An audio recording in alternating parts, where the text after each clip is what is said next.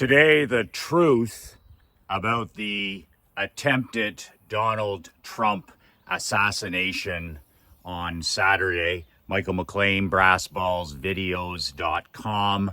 I am an ex-professional hockey coach, ex-amateur championship hockey coach, turned 8-figure entrepreneur. I'm a husband, I'm a father, I am a small business owner just like you. A word of advice here, you can download a brand new copy of my book, 5 Ways to Unfuck Your Life in the Next Month. It's a digital download, complimentary, my gift to you. The link is below, brassballsvideos.com. A simple 22-page book. My free gift to you, a word of warning. This book is not everybody's cup of whiskey. I wrote this book for champions, not for chumps. I wrote this book for winners, not for whiners. So don't say I didn't warn the cupcakes and the snowflakes and the wimps. The link is below. So this is a very special property I'm shooting today's video from. This is where I was born and raised after we moved out of my dad's general store.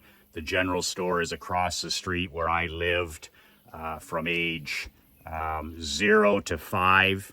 My dad ran the general store. In the front part, I'll just show you here, and we lived in the back. If you turn it, my parents have 13 gorgeous acres here, four beautiful garages. That's the old general store, and they've torn it down 20 years ago. My dad and mom ran the store 14 hours a day, every day but Christmas, no days off, and they did that for 5 years. Until my younger brother was born. And then my dad went into the life insurance business, and then he went into the general insurance business, home and car. And 45 years later, he finally retired from the insurance business at age 85. But that's where it all started, entrepreneurship. Watching my dad start his day at 7 a.m., come back in at 9 p.m. We were already in bed. And my dad never missed a single thing, even though he was working a death dealing 80, 90, 100 hours a week. He was always there for us. My mom was always there for us. We lived in the back, didn't do us a bit of harm. Those were our blue collar days. My dad always knew that he was paying the price. He was going to sell the business, and he was going to go on to something that was more of a lifestyle business. So we left the general store business. My dad had the smarts and intelligence to go into the life insurance business. Didn't like that lifestyle business, working weekends, bothering friends. Went into the general insurance business, home and car. Started with 0 clients. When I sold the business in 2017, we had over 9,000 clients in a community of only 6,000 people. So really nice family, small business history lesson there for you. So I've received hundreds of requests for what I think about the botched assassination attempt on President Donald Trump. I'm not a big political guy, but I'm fascinated. I'm fascinated by persuasion, influence, salesmanship, and marketing. So I'm always fascinated by great political leaders how they are able to create movements, this kind of thing. So I'm always studying a guy like Trump. The one thing I will say is yesterday's assassination attempt was, I called that one, and anybody with half their brains behind their back could have called that one. Well, how can you say that, Michael? Assassination attempts don't happen every day. If you know anything about history, which most people don't, like normies, the 99 average, mediocre, and quiet desperation crowd, they know almost nothing about nothing, right? Like if you ask a person a question, like even 2 questions about anything, American history, politics, if you ask them a couple questions about fitness, ask them about marketing, ask them about, how our countries were founded, ask them about, the great entrepreneurs, the Andrew Carnegies, the Rockefellers, the Henry Fords. Most people are deep as a puddle. You need to be the exact opposite. You need to have knowledge of the things that are important to you as a father, as an entrepreneur. You need to have knowledge that is deep and wide, deep and wide. That's why I study all kinds of different areas. I love to read autobiographies and biographies. I read Trump's Art of the Deal when I was back in my early 30s, that business book. It's the only book that I read of his that wasn't ghostwritten. The Art of the Deal is one of those books that I've read 10 times. Better to read 10 books 10 times than to read 100 books. In fact, you can't really get a handle on anything inside a book unless you do read it 5, 6, 7, 8, 9, 10 times. So there's a pro reading tip. Instead of reading all these new books that aren't worth the powder to blow them to hell, what I do is I have 10 books that I read every year. I reread them. Books like Relentless by Tim Grover, Winning by Tim Grover. I read all of Dan Kennedy's marketing and time management books. I read them every year. So some of those books I'm into the 14th read, the 15th read. 10 books reread 10 times is much more powerful than you reading 100 books. So with Trump, I'm a history buff. I knew this was coming, right? And I had people laughing at me. Tucker Carlson was the first guy to say, it's just a matter of time.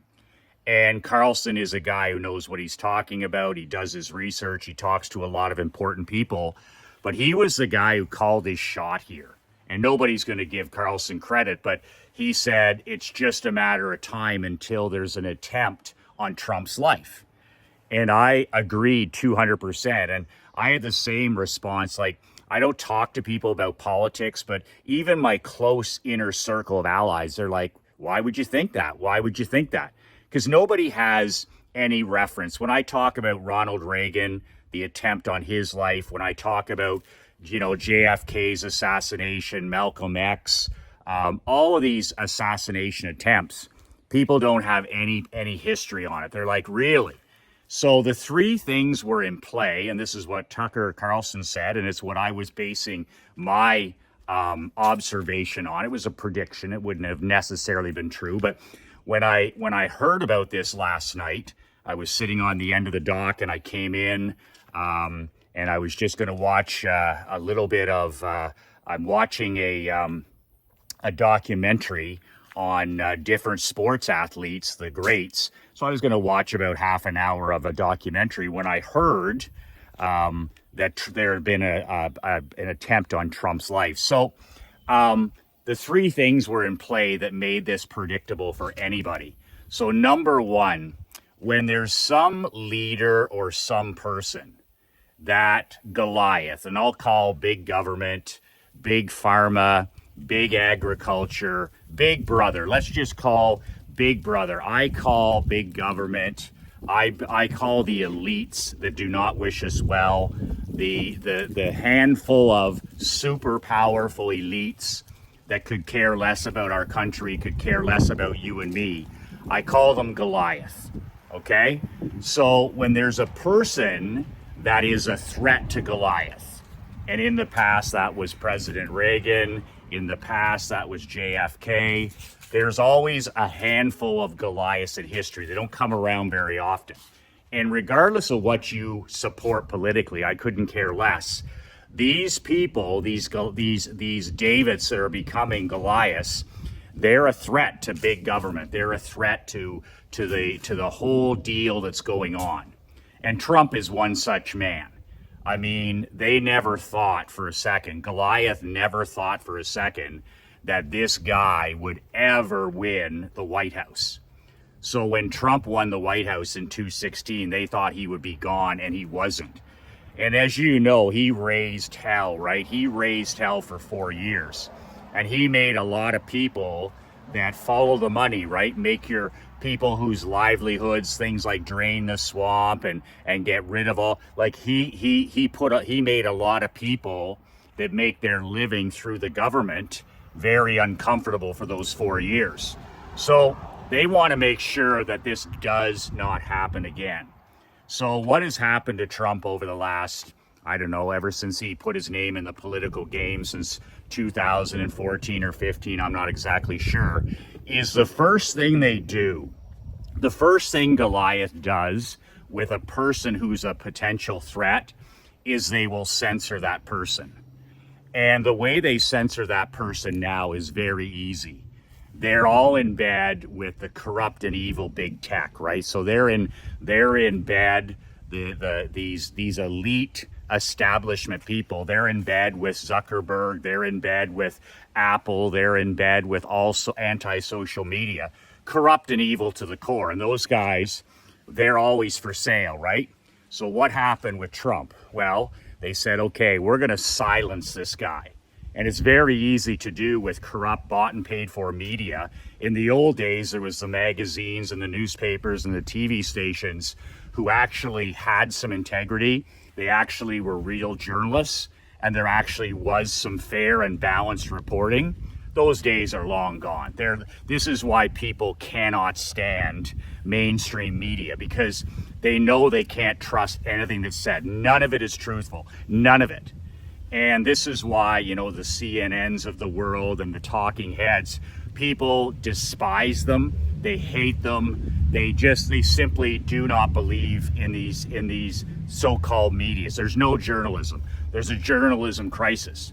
So what they did, number one thing to do when there's a threat to Goliath, to Big Brother, is cancel them.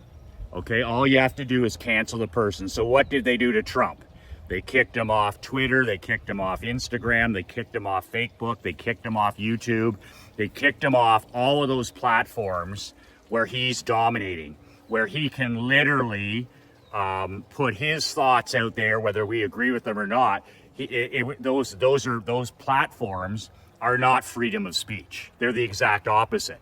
If big tech and big social media, if they don't like what you say, and they did not like what Trump would say, they decided to cancel him, they decided to deplatform him, and they did it almost instantly. And it wasn't until the greatest entrepreneur of our living time, Elon Musk, I call him the P.T. Barnum of our lifetime, the greatest entrepreneur in my opinion, bought Twitter and turned it into X, that, you know, freedom of speech actually returned. So they canceled Trump. They canceled him. No more Twitter, no more social media. So that's step one. Now, if that works, if they silence, if they cancel, if they deplatform the person, Big Brother, Goliath is happy. Away goes Trump with his tail between his legs. But the problem with guys like President Reagan, the problem with guys like JFK, the problem with guys like Andrew Tate, the problem with guys like Tucker Carlson, the problem with these freedom of speech guys is they don't go away with their tail between their legs.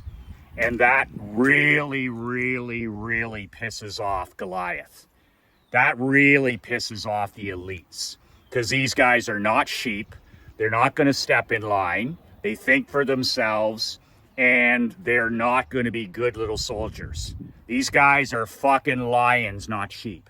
They're lions, not sheep. And they're truth tellers in most cases, where they're going to speak their mind regardless. So that didn't work with Trump. He didn't care.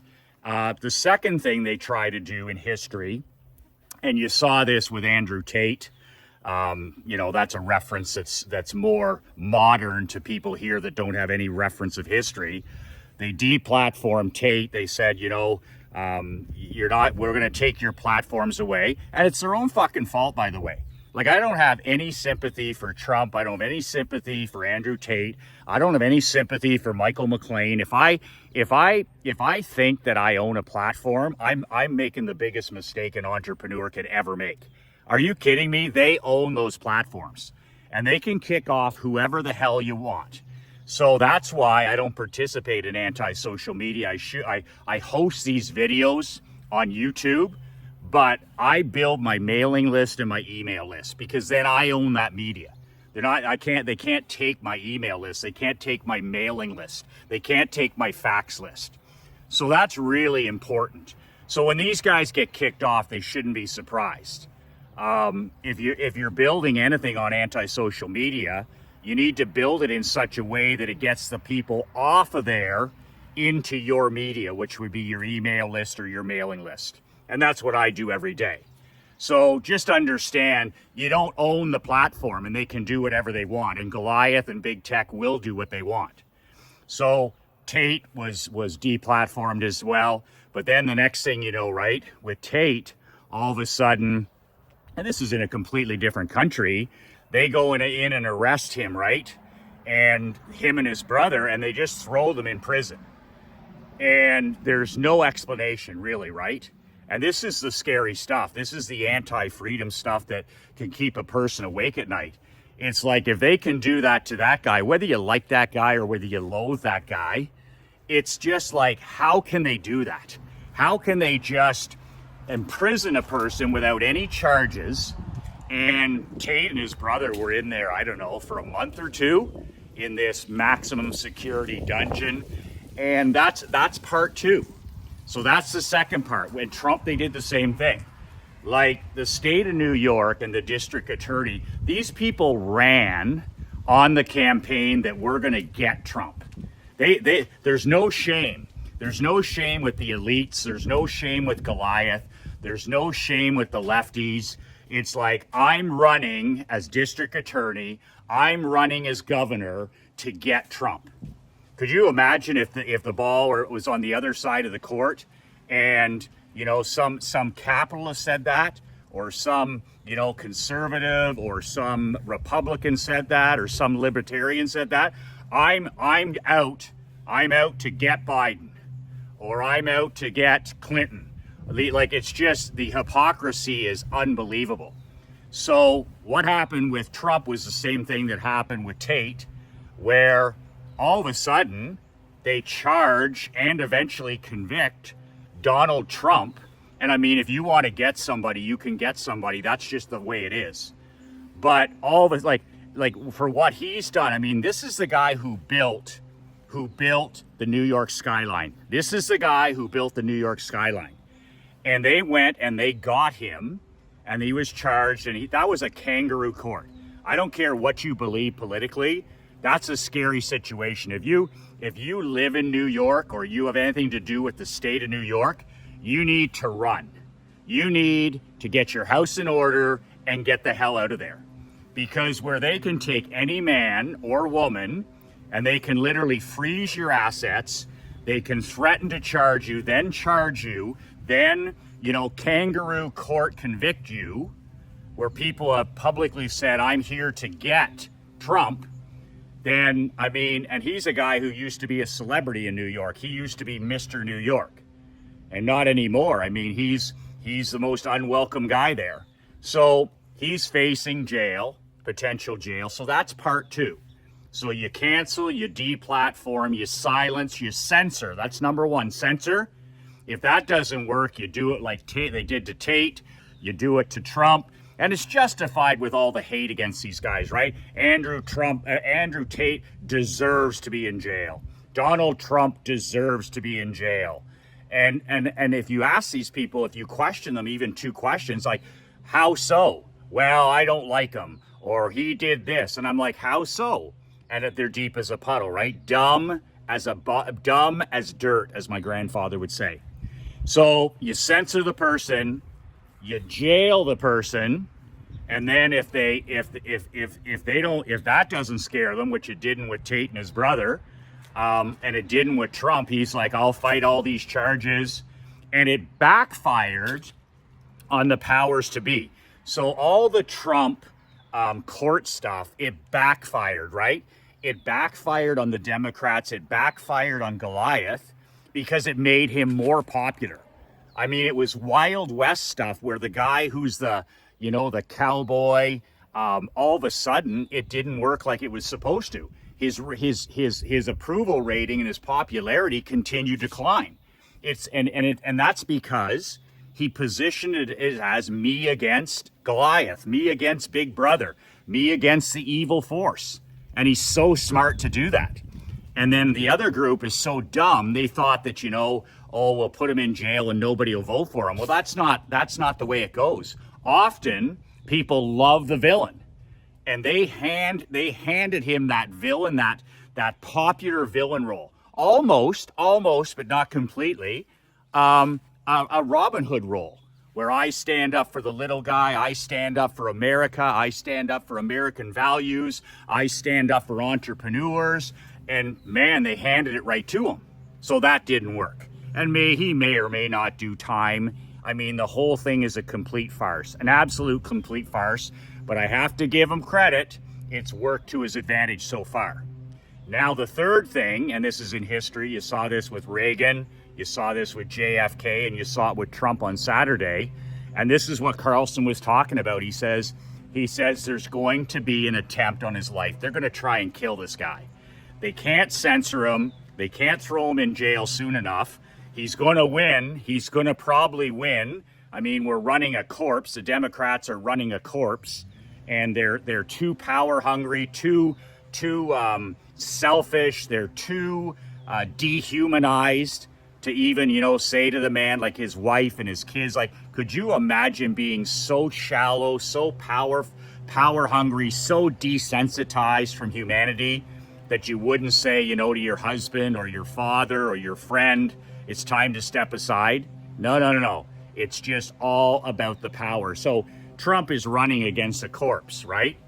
So this is getting really serious because the Democrats, what are they going to do? They got a 5-alarm going right now. They got nobody. Harris is more unpopular than Biden. And these other people, they can't really step in without the rest of the party going after them. And even the media is saving their ass by turning on Biden. Everything he does now is magnified, right? If that guy coughs and sneezes or stumbles, man, they're all over it. They're circling the wagons, the mainstream media, right? So what do? You got to put a bullet in a guy's head, right? So that's what you saw, and this will all play out. I don't know enough about it right now to comment anymore, but I see it as we'll find out who this 20-year-old shooter is. They'll dive into that. I don't think anything will come from it other than the fact that, you're going to have people talking about mental illness. They're going to make this an anti-Second Amendment. They're going to make this anti-gun. They're going to talk about mental health. The same people will talk about the same things. I really was impressed the way Trump handled himself in terms. That's an iconic photo, by the way. I don't give a shit whether you follow politics or not. That picture of him with that fist in the air and the blood on nobody knew whether he had been shot or not shot. That's an iconic photo. And I'm just telling you right now, I made the prediction that there would be an attempt on his life, but now I'll make a second prediction that this just sealed the election. Trump is the next president of the United States. He will have a second term. He will have another 4 years. Now, because they dropped the ball, the Secret Service dropped the ball on this. They weren't doing their job. Can you imagine that? The Boeing people, planes falling out of the sky, all the hundreds of thousands of recalls at car plants like GM and Ford and Tesla. Can you imagine somebody not doing their job in 2024? Well, this guy's up on the roof. There's only a few high rises in the stick town he was in, and he gets multiple shots at the past president. So I think now you're going to see a situation where it's going to be incredibly difficult for anybody to get near him again. Even the lefties couldn't shoot straight. They couldn't even win. Losers aren't winners. They couldn't even do this right. And I'm not sure what this kid is, or even if he knows politics, or I don't know if he knows his ass from page 12. Probably not. But I'm just telling you, I mean, this is the final nail in Biden's coffin. And because of this, I mean, any chance they had, which was slim and none, for Biden to repeat, or even the Democrats to repeat, slim and none, as my daughter would say, Slim just left town. Slim just left town. And Trump is going to ride this thing. This backfired. It backfired like the censorship backfired. The jail, the conviction, that's backfired. And now the attempt on his life, whether it's directly connected to these people or not, has backfired. You shoot at somebody, you don't love them. So I don't know politically if this guy even knows what politics is, or what a Republican is, or a Democrat, or a Libertarian. I don't think. But anyway, and the Secret Service guys, they're going to get their ass held to the fire for this because they didn't do their job. They didn't do their job.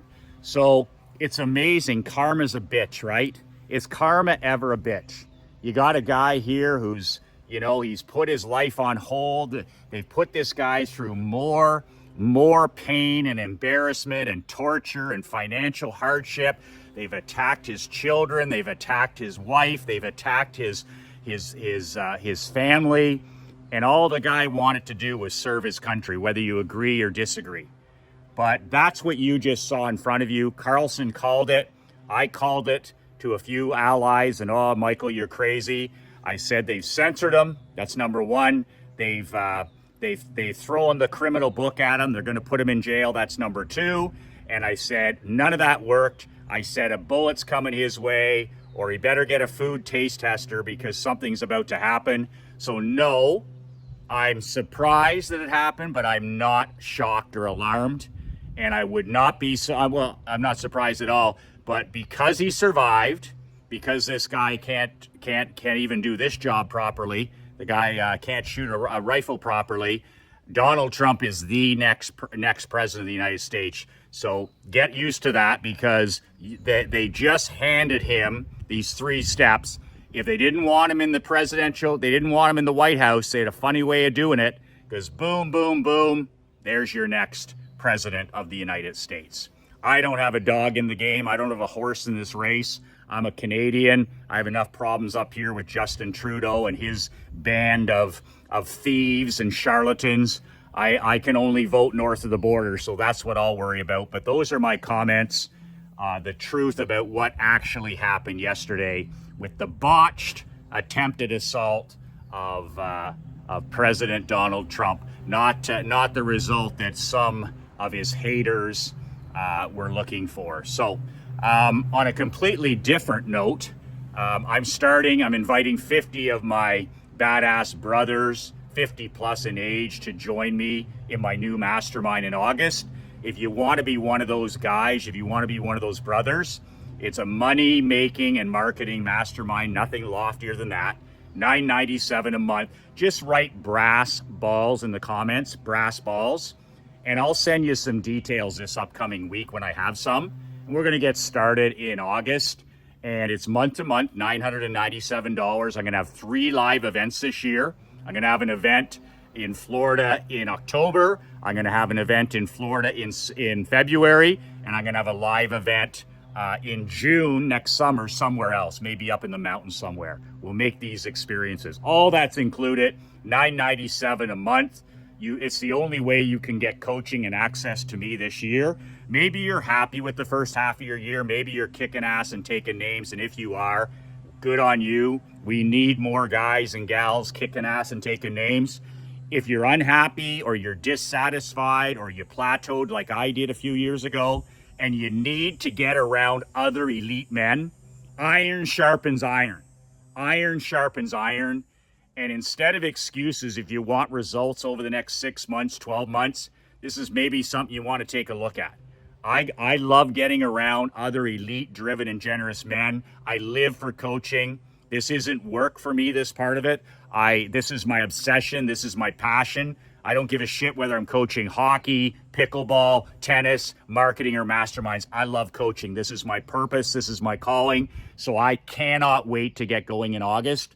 If you have any interest at all, it's no obligation. You can back out or you can say no. But if you want some details, write brass balls in the comments below, and I'll get you some details later this week. As usual, you can download a free copy of my book below as well, brassballsvideos.com. Listen, when you get home tonight, give your queen a hug, give your children a hug, give your teenagers a hug. They'll feel better. You'll feel better. This is the greatest time in history to be alive. You're not going to hear that message everywhere. We're awash in wealth, we're awash in abundance, and we're awash in opportunity. And we need to focus on the fact that life is a gift. Today, have an attitude of gratitude.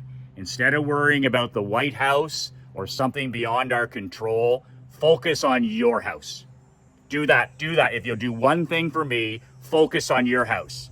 What's being talked about at your kitchen table? What are the habits inside your home? Take care of your house. If we all take care of our kitchen table, if we all take care of our role as kings and leaders of our families, then we don't have to worry about the rest of the stuff. They don't make a big difference. We make a big difference. Kings and queens, we make a difference. More is caught than taught. And if the king doesn't rise, the kingdom dies. So make sure what you're focusing on is what's happening at your kitchen table. Forget about the White House and focus on making your house, make sure that it's in order and that the leadership is there and you're stepping up and raising your family. Be brave, be bold, and be relentless.